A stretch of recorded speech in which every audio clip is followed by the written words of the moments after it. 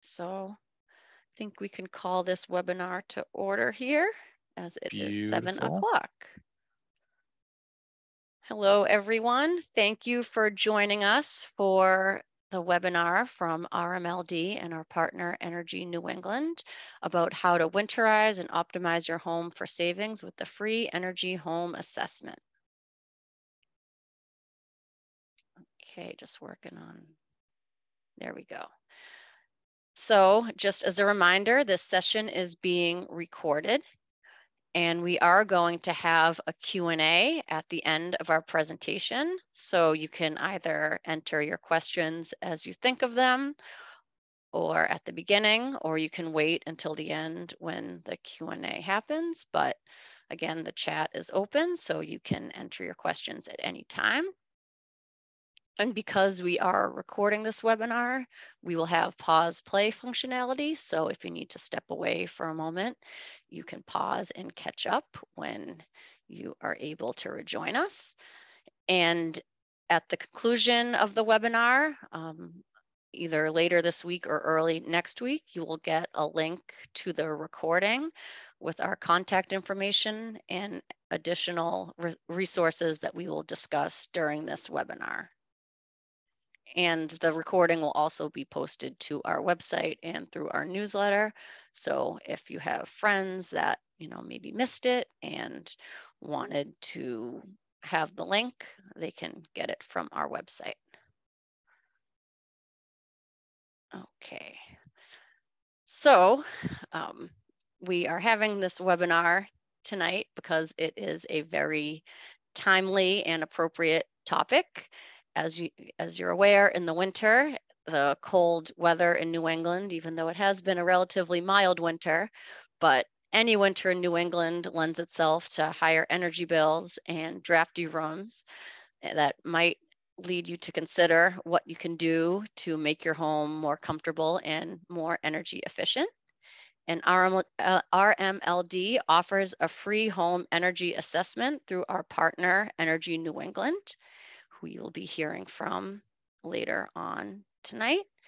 And together, RMLD and ENE have completed 746 home energy audits since we launched in 2018.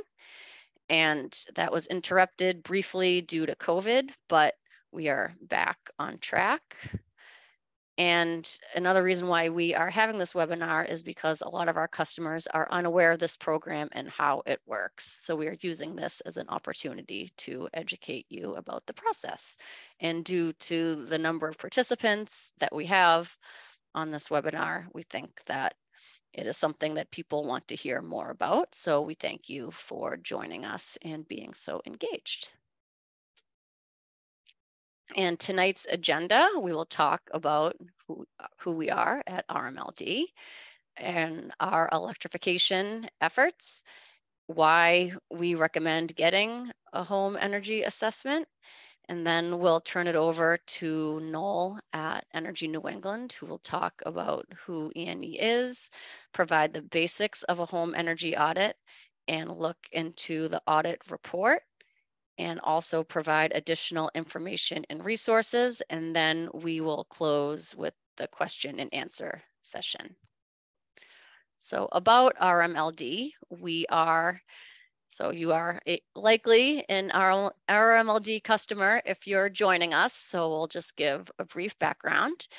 But we are a non-for-profit, municipally owned electric distribution utility, and we were established in 1894. And our service area includes Reading and our neighbors in North Reading, Wilmington, and Linfield Center. Our coverage area is 51 square miles. We have about 70,000 people in our territory and 29,000 meter connections. And we're governed by a 5-member board of commissioners who are elected by Reading voters, as well as a 5-member citizen advisory board that are appointed by the communities that RMLD serves. And they make recommendations to the Board of Commissioners. And the 2 Board of Commissioners and Citizens Advisory Board are coincidentally meeting right now. And the meetings are open to the public, and you can see rmld.com for dates. And the meetings are also available on rctv.com and on YouTube. More about RMLD. We offer energy efficiency, conservation, and electrification programs to customers in order to increase the awareness and accelerate the adoption of practices, products, and technologies that provide a number of benefits.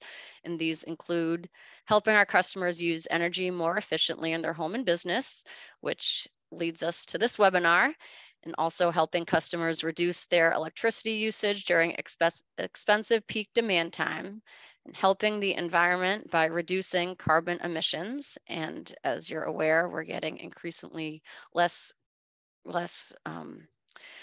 carbonized with due to recent Massachusetts legislation, and we're working to decarbonize our portfolio. And we're also increasing electrification within our service territory. And these programs are funded by the energy conservation charge that you see on your electric bills. And I am going to turn it over to my colleague, Ajay.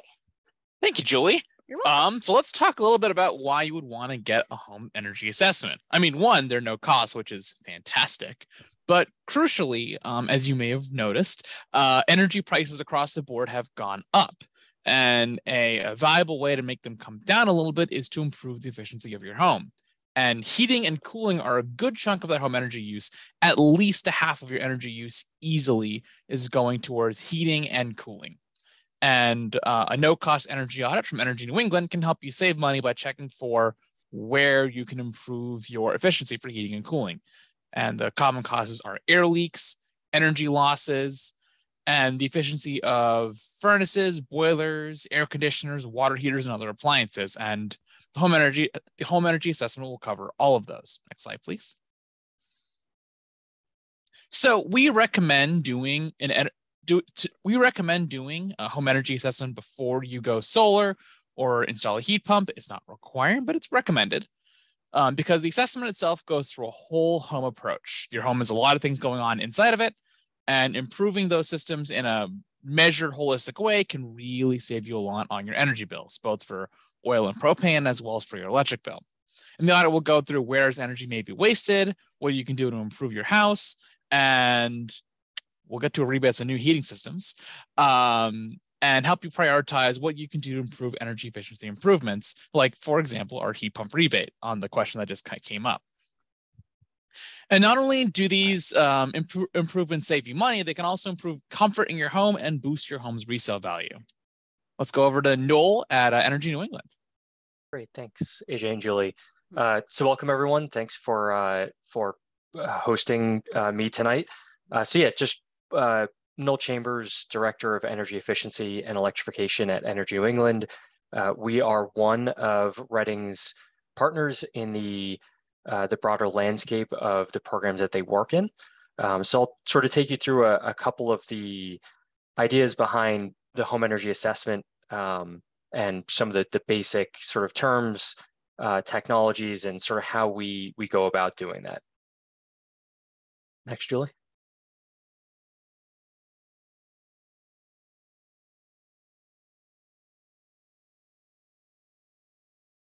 So as a brief summary, who is E&E? So somewhat interesting fact here, we're owned by 6 municipal light plants. One of our owners is actually Reading Municipal Light Plant. The other ones are Braintree, Concord, Hingham, Taunton, and Wellesley.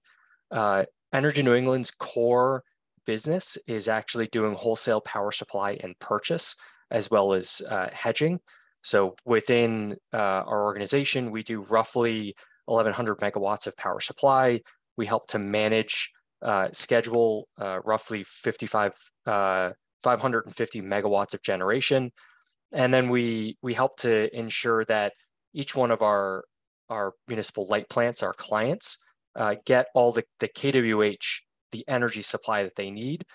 So it's roughly 1 billion kWh in wholesale power transactions. And we help for a couple of the light plants that we work with, as well as a couple of the other assets that we engage with, roughly 250,000 therms of natural gas and 50,000 barrels of oil a day. From a conservation perspective, and it depends on which one of the light plants that we're working with. We help to, on the energy efficiency, electrification, the conservation side, we help do things from doing home energy assessments, managing residential energy efficiency programs, commercial energy assessments, as well as commercial rebate programs, electric vehicle education support programs, and then there are some other programs that we're working on both with the state as well as looking into the future to launch to help, continue to ensure that municipal light plant customers are at the cutting edge of what the industry is able to offer. So really what I'm going to talk about from the basics of a home energy assessment today is just walking, if you're excited or looking to do it, is sort of what is the process of being prepared for it, then what is the actual process of doing it, what are some of the tools that our auditors use, and then talking a little bit about some of the potential areas of savings that our auditors may identify as they're walking through your property, depending on its age, the type of building it is, what type of renovations or modifications or upgrades that you may have already done to it. So the first thing in preparing for your home energy assessment is to schedule it. So right now, we are currently booking for an in-person audit, currently scheduling in April.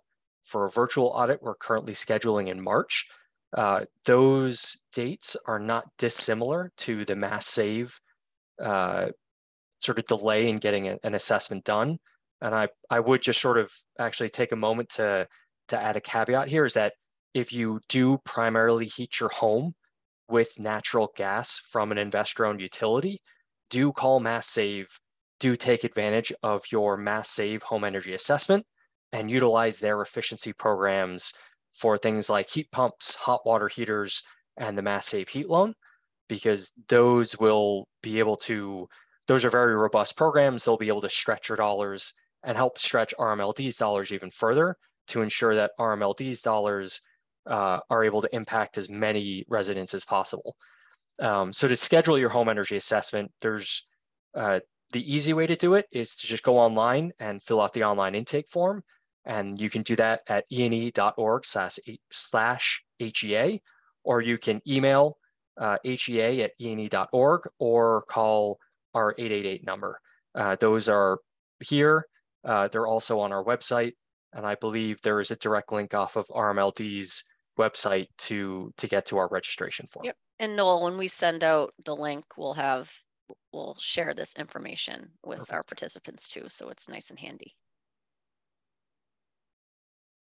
And you can go to the next slide.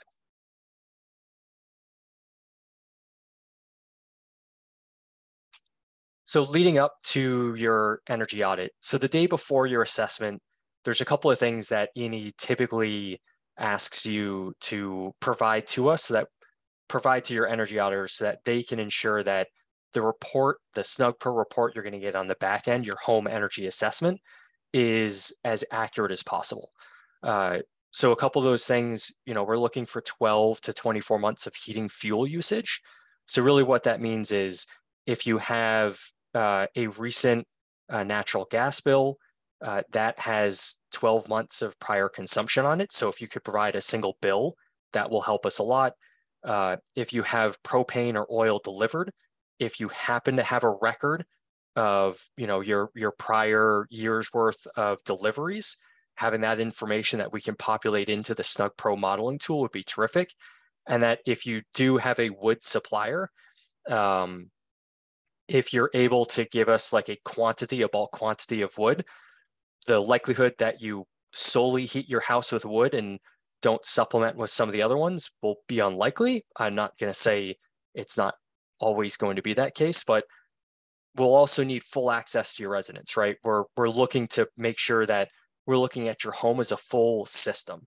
So basement to attic, we're going to want to try to be in as many rooms as possible, looking at all your different pieces of equipment, your hot water heaters, your boiler, your furnace, trying to assess in an area that makes sense is, trying to ascertain what type of wall insulation you have, type of attic insulation you have. Do you have insulation on your rim joists, those types of things to ensure that as we're building the model in Snug Pro, that we are then able to make the correct recommendations and model those appropriately to give you an idea of what your potential savings are.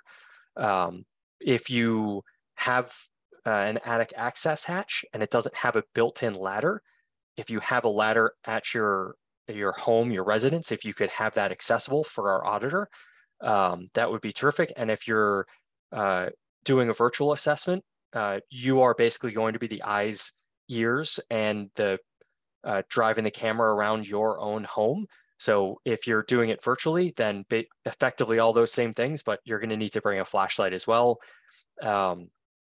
As we get to the day of your assessment, RMLD will provide your electric consumption directly to E&E.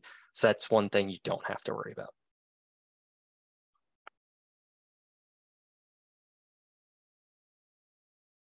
So the day of the assessment, a number of these look, fairly straightforward, but it's actually happened twice in this last year that we have had one of our auditors, unfortunately, has had a couple of very close calls, including being bitten twice by pets.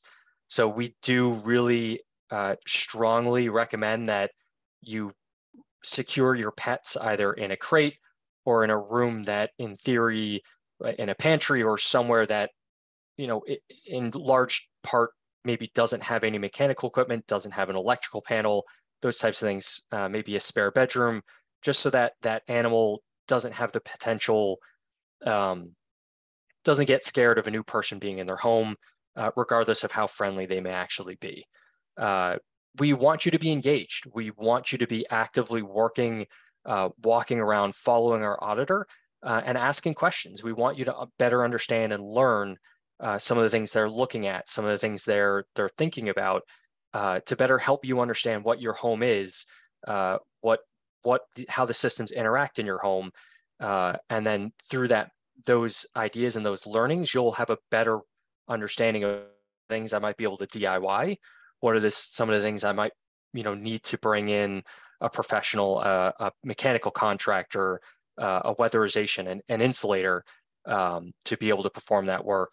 And then the other thing we want to know that a couple of days before or as the auditor arrives to your home is letting us know the very specific concerns you have about your residence.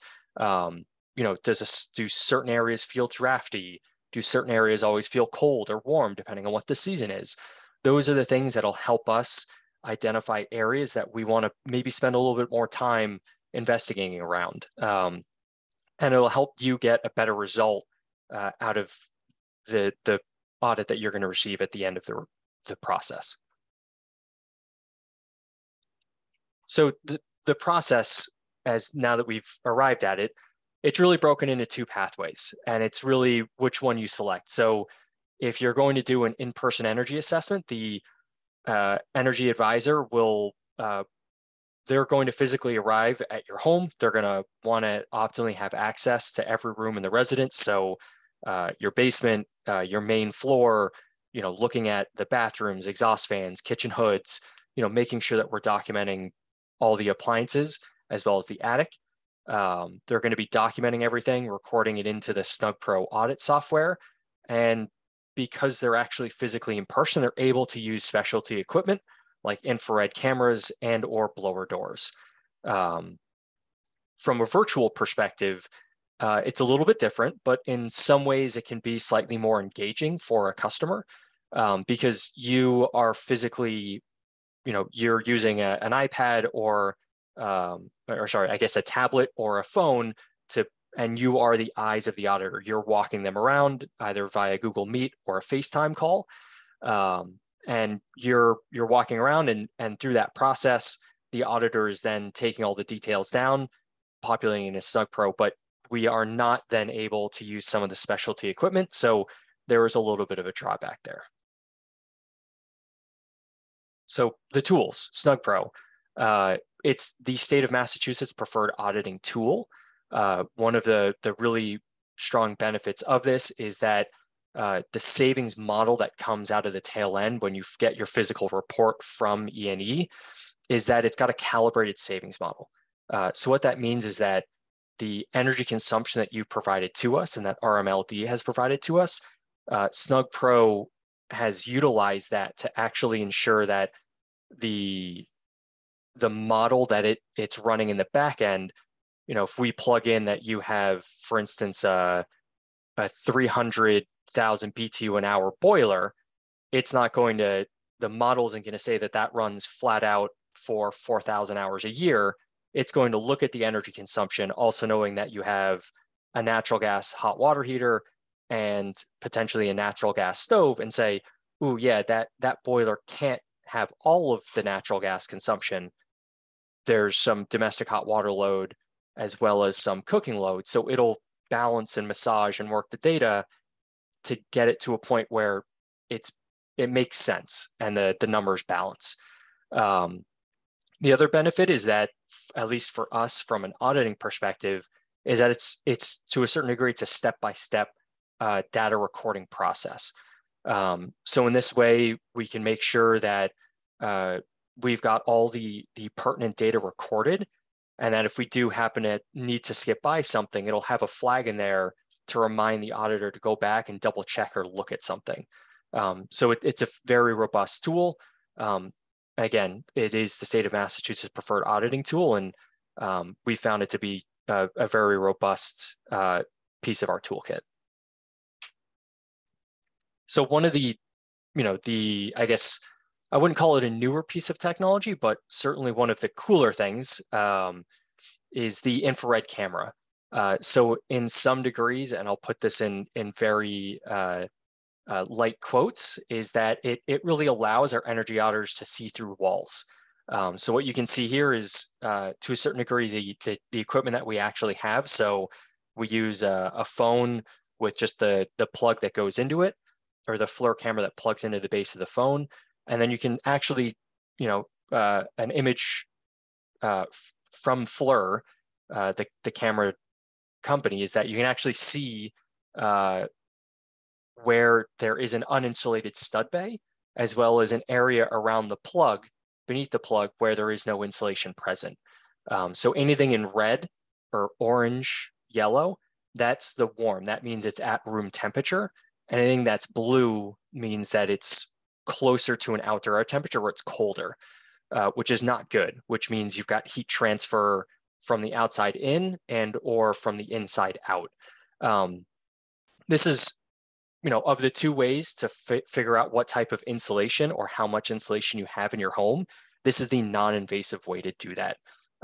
Granted, to be able to ensure that we can use an infrared camera, we do have to have a roughly 20-degree temperature differential between the interior temperature of the building and the exterior. So on a day like today, where it's 50, 55 degrees outside, and you might only have your home set to 65, 68 degrees, it might not be a large enough temperature differential for the camera to really show that there's, show the cold areas in a building. But say if you rewind to Christmas Eve, where it was, I think, 10 degrees outside, and you're heating your home to 65, that's a huge temperature differential, and you'll really clearly see the areas that are insulated, the areas where you have air exchange happening because there isn't spray foam or it's not properly sealed. So you can go to the next one, Julie. So the other tool that we have the option of using is a blower door. So this is really a diagnostic tool to help determine how much air is entering or escaping your home. So you talk about it in two different ways, because a home can either have negative pressure or positive pressure. So if your home is under positive pressure, it would typically imply that you have an heat recovery vehicle or an energy recovery ventilator, which is bringing outdoor air in and actually creating a slight positive pressure in your residence. That's actually a good thing. You typically want your home to be at a slight positive pressure because windows and doors are all actually built to be pushed out slightly against. If your home is under a negative pressure, what that typically means is that you've got more exhaust stream than you have proper pressurization. So that means your bath fans, if you have an atmospheric fired piece of heating equipment, it's actually pulling air from inside your home and venting it to the outside, which means that all those little cracks around windows, you're actually pulling air into your home. So that also means that, potentially have bugs, moisture, all those other things being pulled into your home, which isn't necessarily great. It's not necessarily bad, but it is one of the two ways that you can help work to identify where those areas of leakage is happening. The blower door test is typically best utilized during the installation of insulation.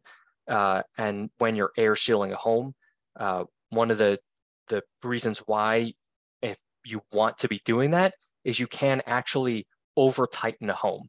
And in which case, if you do that, you go below 0.35 air changes per hour, you actually reach a point where you need to install mechanical ventilation, where you need to install a heat recovery ventilator or an energy recovery ventilator to actually start putting positive pressure into your home to ensure that you don't create what's called sick building or stale building, because you don't have enough natural ventilation and air cycling through your home. So you can go to the next one, Julie. So potential areas for savings. These are obviously a couple of the really big ticket items. But really what E&E is doing is we're looking at your building as a complete building system. So we're making recommendations that in large part, you can pick and choose and do the ones that have the fastest payback or the lowest price. But really what we are putting those recommendations together to show is, here's the benefit you're going to see if you do it all as a complete package. And that's really what the long-term and the best benefit you're going to see is. So a couple of things that we'll be looking at as we're walking to your home and identifying and potentially recommending. So if you have something like a standalone electric tank water heater, or even a natural gas atmospheric water heater, is recommending something like a heat pump water heater. For homes that have oil, propane, potentially wood heated, we'd be recommending things like ductless mini splits. Obviously, there's as AJ will probably talk a lot more about, is RMLD is working on a weatherization program. So it's things like attic air sealing, attic insulation, wall insulation. Those are all things that are going to really help increase the overall comfort of your facility, because it'll help pull down on the drafts. It'll help keep the heat that you're spending money to put into your home. It'll help keep it contained in your home for longer. And what you're seeing here is a sample of an actual home energy assessment. This, I believe, was done in early December of last year of 2022. This was, and I can't remember exactly which town, I think the next screen shows that, but it is from RMLD, one of the 4 towns in RMLD. So overall, if you look on the left-hand side, we're saying that, we think the installed cost for the 10 or so measures is going to be roughly $28,000.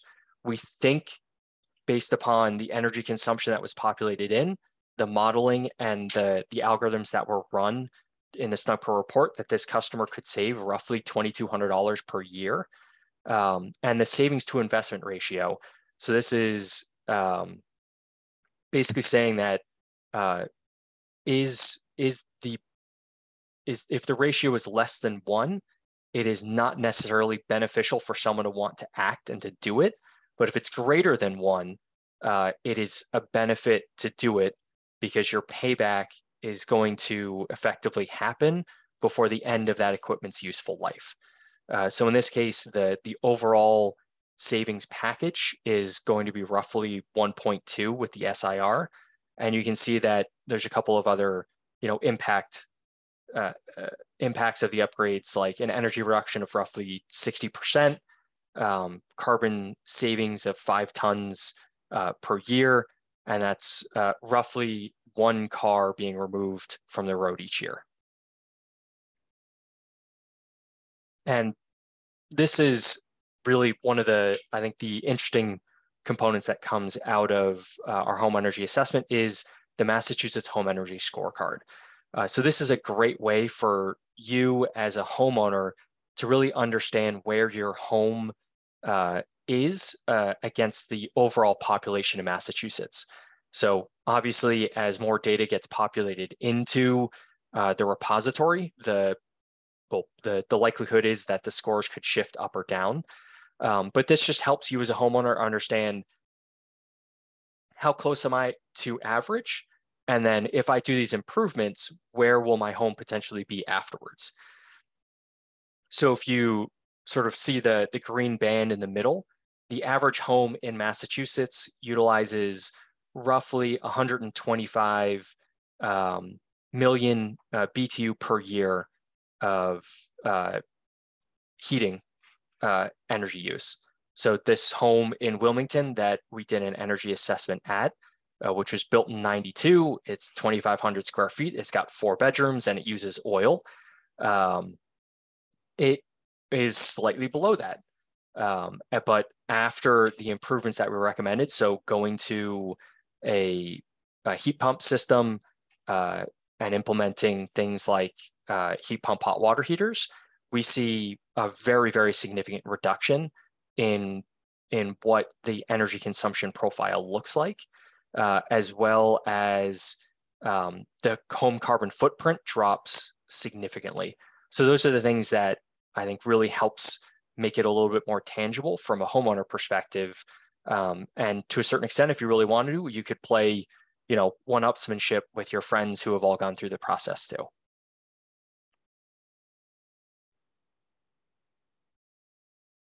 All right. So let's talk through a little bit more detail, and this will get to a couple of the questions that I've seen in the chat here.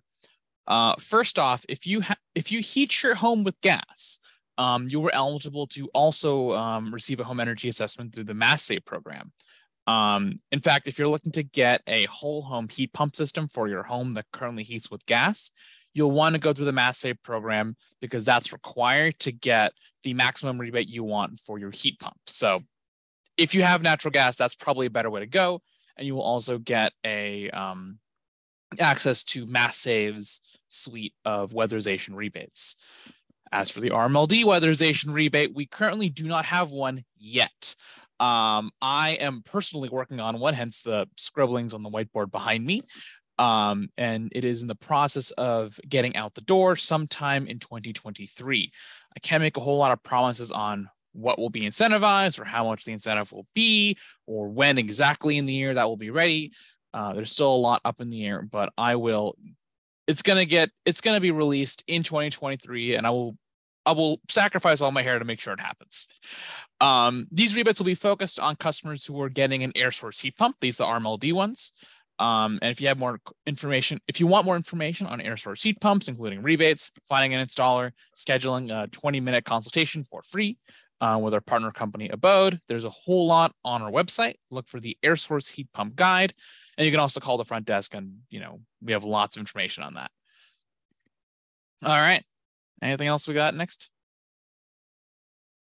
Let's start getting the questions. We have a good chunk in our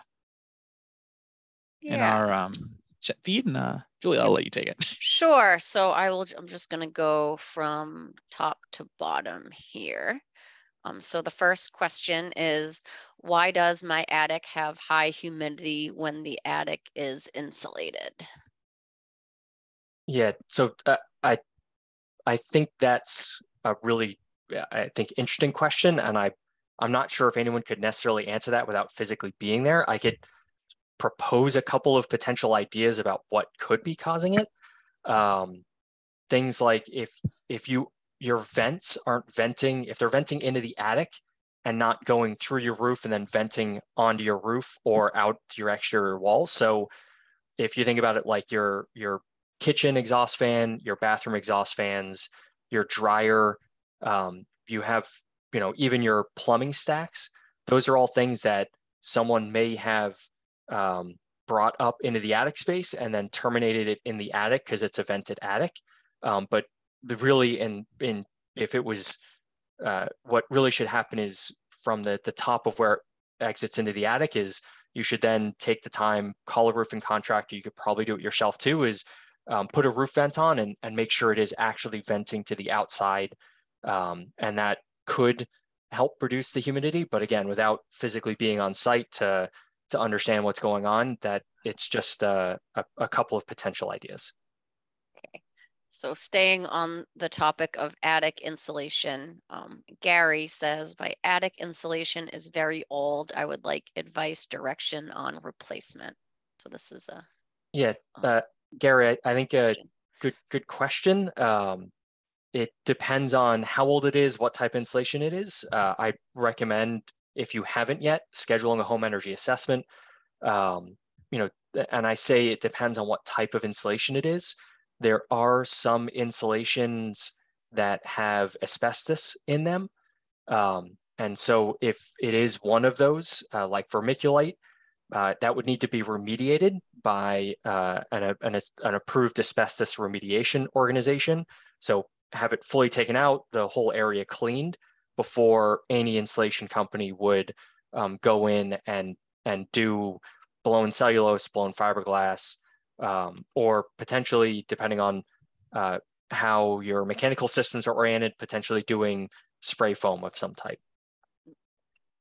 So another question, and Ajay, you touched on this, but just to clarify, it says, is RMLD offering subsidized insulation costs? Not yet. I'm working on it. Okay. Yeah, so on the weatherization program, it's going to be something it's going to be targeted for weatherization for customers that either have or are planning on getting an air source heat pump. And yeah, the target is to get it out by 2023. I cannot make any promises about when specifically, unfortunately. Yep. And this question was answered, but it asked if the audit includes a blower door test, and if it's the in-person audit. The answer is yes. So I think if I could just caveat that, sure, Julie. Of course. And there might be two aspects to caveat. So I think Alex had a previous question about insulation. So again, if you do, and I think Reading is National Grid, if you have National Grid and you primarily heat with natural gas, which National Grid would be your provider, you can call Mass Save and you are eligible for the Mass Save home energy assessment, their weatherization, for them to fund putting heat pumps into your home, and the Mass Save Heat Loan, which is 0% financing up to $50,000 for 7 years. So just to keep that in context, that if you have National Grid natural gas, it's your primary heating source, you are eligible for those programs. If anyone from Mass Save tells you otherwise, please feel free to email me directly or email E&E, and I will forward your information directly to some senior folks at National Grid that have requested, if those issues come in, that they will deal with them directly. And then just as the caveat with the blower door, the blower door tests are on, the customer would need to request it and RMLD would need to approve it. But otherwise, yes, E&E can provide the blower door test. It's just a request and approval process. So it's not from base included as part of the home energy assessment. It would need to be requested as an add-on. And we would almost certainly approve it. I'm not sure why we would not approve it if you ask. So ask for the blower door test and we'll make sure it gets approved on our end. Okay. Thank you for those important caveats. The next question from Jacqueline is, are there rebates on a new heating system? And Ajay, if you want. Yes, we offer rebates for air source heat pumps. It is $1,000 per ton. I would recommend going through our air source heat pump guide and getting a consultation through Abode, and you'll get all of the nitty-gritty details of what goes into installing a new air source heat pump. Notably, I saw a couple questions as well in the chat regarding gas systems for both gas water heaters and gas heating. And we do not offer rebates for gas heating systems or gas water heating or high efficiency oil heater water heating systems either. So there's another question about what are the income guidelines. So I'm not sure if this means for the energy audit, but I don't believe there are income guidelines. I do not believe we have any income requirements for the home energy assessment. Right. Yeah, we don't. Yeah. And then approximately how long does an assessment take during an in-person visit? Yeah, I think that is potentially variable, depending on how big the home is, how complex your heating and cooling systems are. I'd say if you had sort of an average home with sort of an average heating system, we typically look for about 90 minutes for a home energy assessment. They could be, if you've got a smaller home, maybe 1,000 square feet, it could be as short as an hour. If you've got a, much more than 2,500 or 3,000 square feet, it might take closer to 2 hours or more. And it, so it could be variable, but I'd say somewhere around 90 minutes is if you are taking time out of work to let our home energy advisor walk through your home, is to budget about 90 minutes for that process to happen. Great. And the next question from Maura is, do you do audits of condos? This is a little bit of a case-by-case basis. So if it is a more of a townhouse style condo, where you as the owner of the condo have some authority to be able to do some of the upgrades and the improvements for it, yes. When you start getting into more of a mid and high rise sort of aggregate style building, I think that's going to be much more of a one-off conversation with RMLD, but I'll let AJ handle that. Yes, if you have one of those mid or high rise condo buildings, then what we recommend is going for a commercial home energy, a commercial building assessment through your condo association. So you have someone on your condo association reach out to us at RMLD. I think that a good email address to keep in mind would be energyrmld@rmld.com. Just email them from your condo association and say, we would like to get a home energy assessment for our building, and we will work with you. The current incentive is that we will cover the entire cost of the home energy assessment, half up front, and then half if you act on the recommendations after the fact. And we'd have to work out who we use for that actual assessment. It would be a different process from what we've talked about here. Awesome. Okay, and we touched on this multiple times, but if we have a natural gas system, we wouldn't be eligible to have an E&E audit. So that means like you are eligible, but it makes more sense to go through Mass Save, correct? Correct. Yeah. So you're going to get, if you have natural gas, you're going to see, you should take advantage of the Mass Save funding first, because they're going to be able to provide dollars to help you potentially move away from natural gas if that's what you want to do. And then sort of once you've done those measures, then it's the electric measures. So installing EV charging, upgrading some of your appliances, using RMLD's EFI marketplace. So you can just point of sale things like thermostats and whatnot. Those are the items that it's once you've done the big ticket items that impact your natural gas, is then shift over to the RMLD incentives and start understanding where else you can add electrification and improve efficiency in your home. Awesome. So this practical question, but why don't the auditors have their own ladders? We just haven't. I don't have a better answer than that, but it is a great question. I asked it recently. We've just done it that way for years now. Yep. So next question from Stacy, and Stacy said she had a virtual assessment in April 2021, but she wasn't satisfied. Can she schedule an in-person one, or does a certain amount of time have to go by?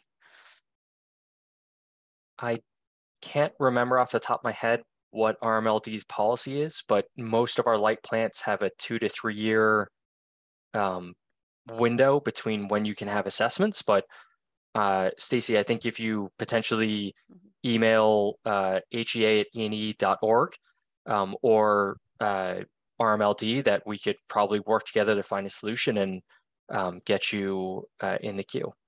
Perfect. And then, do you offer names of contractors and offer rebates for attic insulation, which we Yes. So we officially speaking cannot recommend any specific contractors, whether for insulation or for a heating system installation.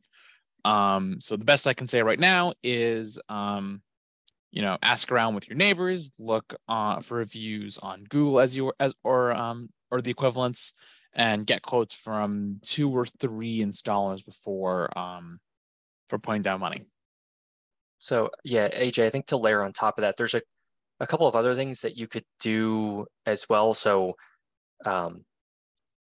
Mass Save does have a Mass Save qualified contractor list that they have published. So if you're just looking for a place to start, that is an option. I believe it lists a contact person and where that organization is located. So if you're looking potentially to find a more local firm, that is a great place. Abode, which I believe does support the heat pump side, does have some contractors that they work with closely and feel like do very good work that they have listed on their website, which both they do both heat pumps and weatherization. So that is another area for a municipal light plant customer to go and investigate who potential contractors might be to get some work performed at their residence.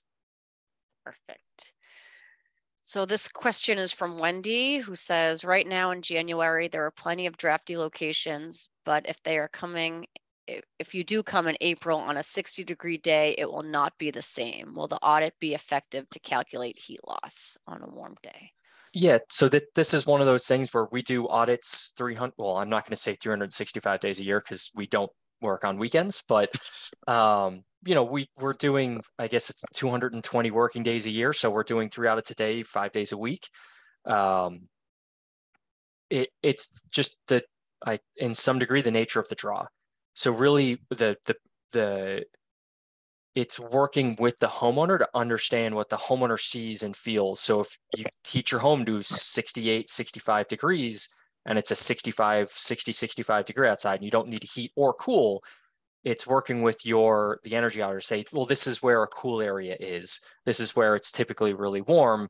But within the audit, the auditing software and the algorithms and the calculations that happen in the back end, it's looking at what's the profile of the heating cooling system that you have at your residence, what is the energy consumption happening, and then based upon that information, as well as how much insulation is present, it's trying to run the algorithms and create a baseline, and then what your proposed case could be if you follow through with certain efficiency improvements to understand what the long-term benefit of doing those improvements is going to be. Awesome. So next question, do you offer rebates for new windows?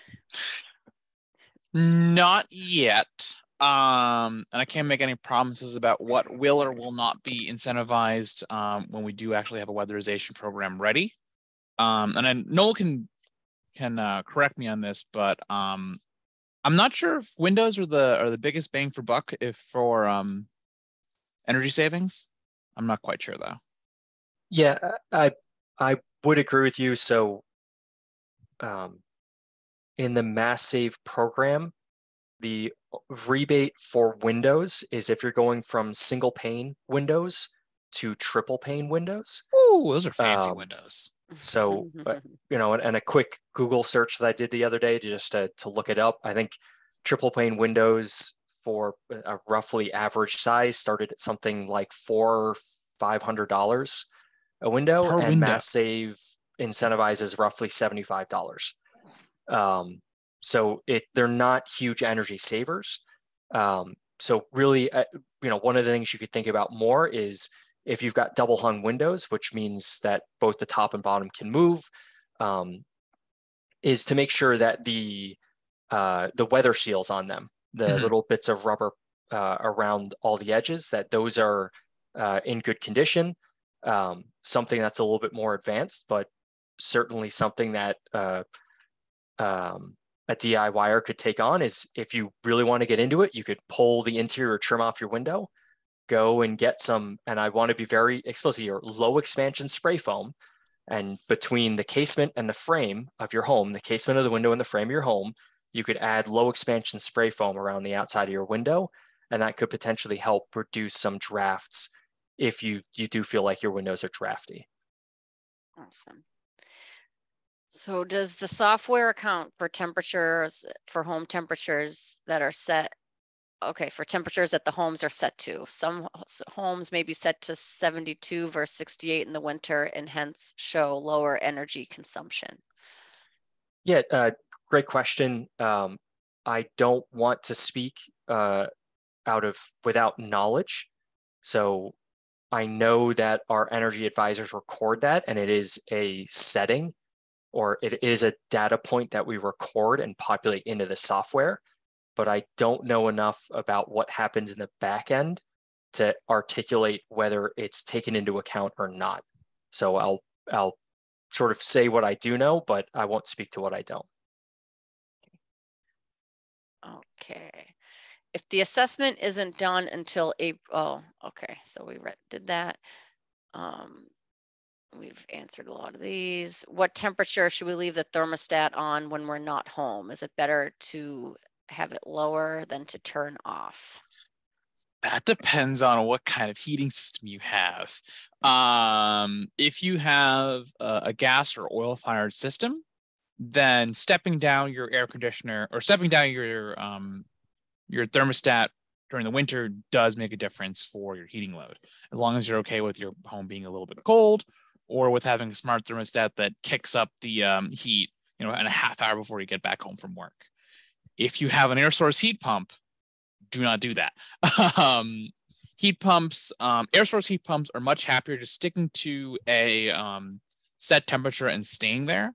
So even if you're out of the house for 6, 7, 8 hours, it's actually more efficient, counterintuitively, to keep your thermostat where it is throughout the day. Yeah, don't have anything to add. Great answer, AJ. And I think you answered this in a roundabout way, Noel, but is it better to conduct an audit during the colder months as opposed to the spring?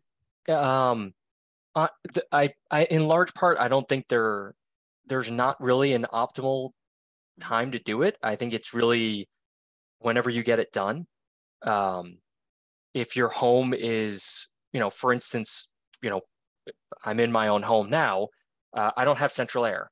So, in large part, having a heating system, it optimally having home energy assessment performed in the wintertime is potentially going to show more relevance to what my main concern is in understanding how efficient is my building in maintaining its temperature during the heating season. So I guess I don't think it carries a huge amount of weight. We do audits year round. And in really, the biggest thing is looking at what your historical energy consumption is and understanding what your existing home is. So like, what's the structure? Is it brick? Is it wood? How much insulation do you have? What your heating system efficiencies are? What other appliances do you have in your home? Those are all much bigger factors than what the current climactic conditions are. Awesome. So one question from Carlo is, I've noticed areas near windows that have seal issues. Do you go over window insulation? We do look at windows, but not necessarily to, if it's a double hung window, we're not sort of like pulling the two clips and pulling it back to look at the seals on them or things like that. But we'll be more so walking around to look, are they single pane, are they double pane, are they low E? And it'll be included in your home energy assessment that you should think about replacing your windows. But we're not necessarily, really manipulating and digging into your windows from that perspective. Okay. And then Ken asked, is there a cost for the assessment? And the assessment is free. And then a question, 2-floor single-family house where crawl space as well as the attic are insulated. However, the rooms on the first floor of the house are relatively colder than the insulated attic and crawl space. Yeah, again, that might be something where, like the humidity in the attic question, probably would need to see the building, and I guess a couple of questions that I might have to help you get thinking about the right way to think about your home. Is it a vented crawl space? Is it fully enclosed? Where's the insulation been added to? So if it's just been insulated around the perimeter of your foundation, and it's vented, that's potentially not going to be a huge help. If it isn't vented and you've sealed around the perimeter, there's still a huge, the ground typically stays at somewhere between 55 and 60 degrees year round. So you still have this giant thermal battery that is potentially pulling, in theory, pulling heat down from your floor. So if you do have a crawl space and you're thinking about insulating it, I'd recommend actually insulating the floor itself. So between the joists on the floor is, doing a spray foam or doing a batt insulation of some type between the joists, and that will help your floor feel more comfortable, or could help your floor feel more comfortable. But again, I think it's very situationally dependent. Without seeing it, or one of my home energy advisors seeing it, I wouldn't really be able to tell you that the best course of action. So we're getting close to 8 o'clock here, but we can maybe blitz some of these final questions. So Ajay, I'm sending this one to you. Is there also a federal rebate on installing an air source heat pump? Oh boy. I have been asking lots of people that very question. I would not bank on any kind of rebate program from federal dollars happening for at least a year. It's the apparatus has to get built out. What you're more likely to start seeing is guidelines for a $2,000 tax credit for income tax for an air source heat pump. Talk to a tax professional. The details are squirrely still, but there seems to be guidance for that is concrete. Whereas for rebate programs, who knows? Yeah. So to layer on that, AJ, it's initially going to start as an federal income tax credit, much like installing solar on your roof is. They just re-up that, and doing some other energy efficiency improvements. So I think insulation is now a income tax credit as well. But I think starting somewhere around 24 or 25, it will actually, the federal government wants it to become a point of sale rebate applied at effectively the supplier level.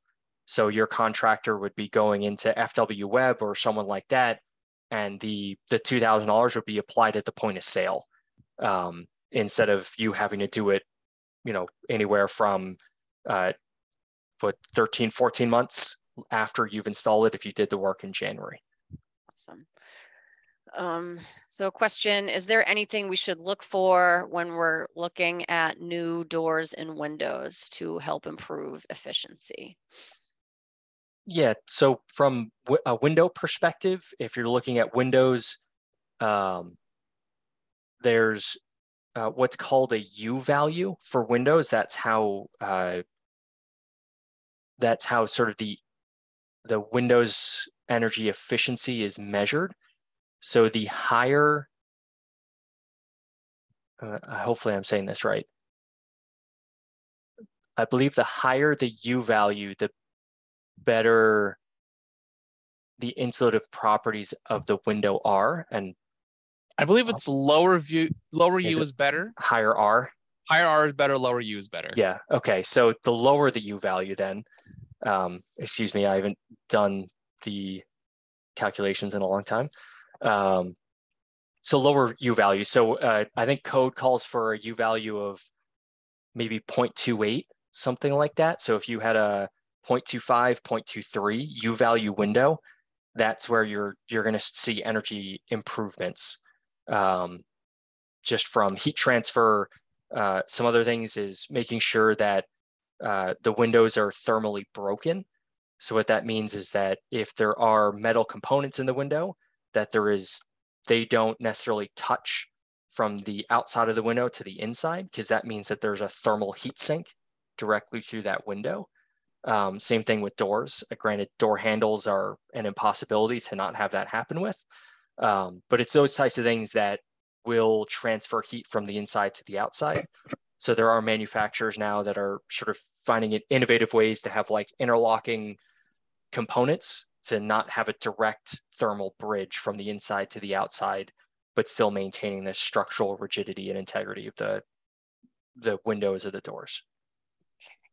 So this is a question from Gunnar, who says, what assumptions are considered for estimated annual savings from the solutions for your home slide? Does it factor in rising increased energy costs from oil, gas, etc.? So the baseline for the energy savings is really the kWh and MMBTUs, right? That's what the calculation is based on. So if you were to look at what the savings are today, and then understanding that, you know, there's other risks that we can't account for due to, you know, tightening supply chains and other things looking forward, the more you can do today, the higher your annual dollar savings are going to be as you look into the future. And the other way you can think about it is, what would my cost be if I hadn't done this?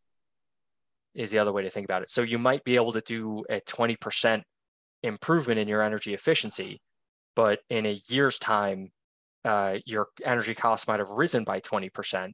So yeah, your costs might, in quote, be the same, but really, if you didn't do anything, they would have been 20% higher than that, if not more. So there's that. This is, if I do this improvement, what is my cost if I had done nothing? And that's really, you know, what do I pay today? And then if you sort of add something like a 5% growth rate on that for the next 10 years, you can map that out and then sort of look at, well, if I were able to drop that by 5 or 10% by doing efficiency improvements, where would my new load curve, where would my new total spend curve be?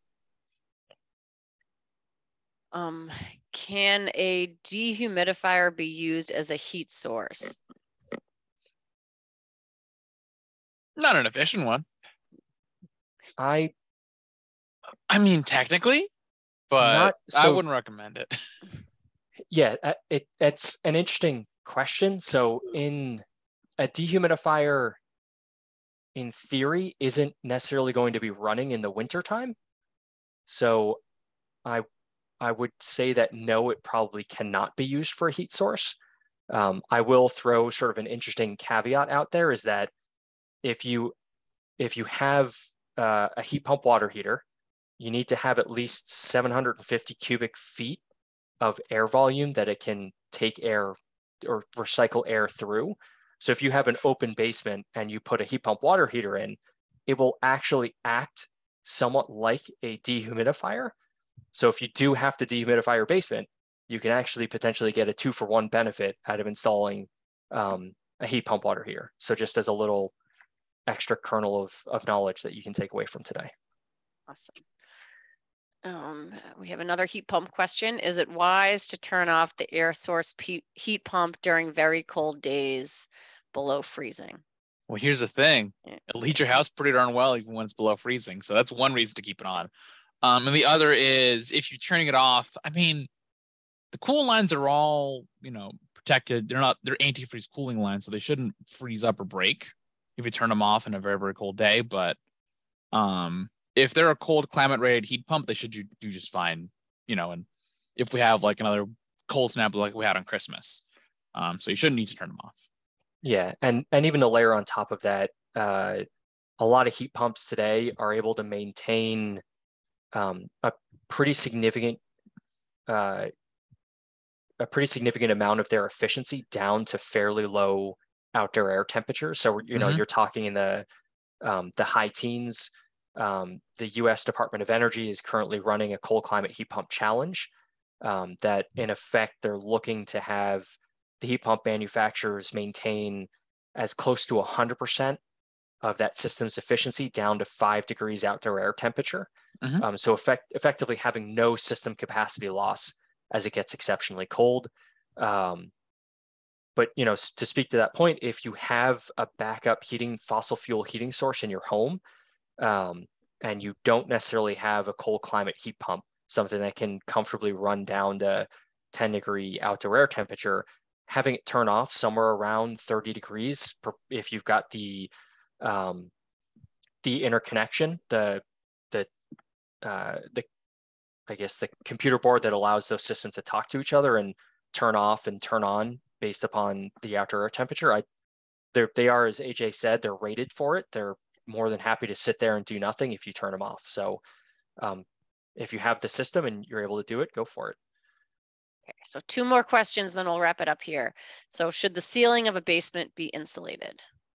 It can be if it's an unconditioned space. So that means that you don't heat or cool the space. It's, you know, just used simply as an effectively a dry storage area.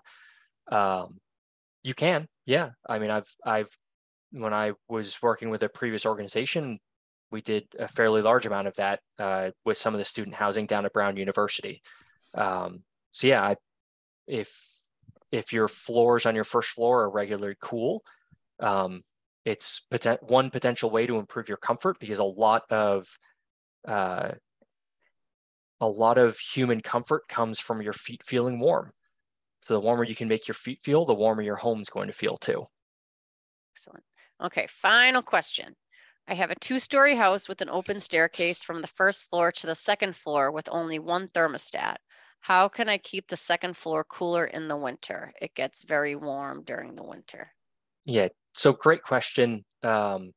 Obviously, the most optimal way to do it, and it depends on how your heating system is maintained or how it's set up, is if it's possible to try to, have a mechanical HVAC or a plumber create, if it's a baseboard heating or steam heat, something like that, is to see if you can create a second zone of heat on your second floor. If it's something like a single furnace in your home, see if there's a way to install a duct or a damper in the upstairs floors.